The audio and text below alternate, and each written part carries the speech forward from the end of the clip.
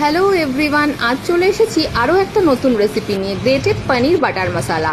ছোট থেকে বড় সবাই কিন্তু খেয়ে প্রায় আঙুল চাটবে। চলো একবার দেখে নিই কী করে করেছি। ফার্স্টে কিছুটা পরিমাণ পনিরকে আমরা গ্রেট করে নিয়েছি এবং এখানে আলাদা করে একটা পেস্ট তৈরি করে নিতে হচ্ছে।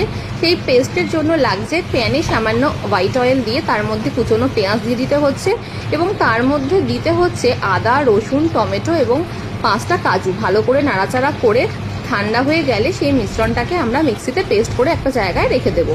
দেন একটা অন্য প্যানে সামান্য বাটার দিয়ে তার মধ্যে গোটা গরম মশলা ফোড়নে দিয়ে দিতে হবে এবং তার মধ্যে দেবো স্বাদ মতো জিরে, ধনে, হলুদ, লঙ্কা গুঁড়ো।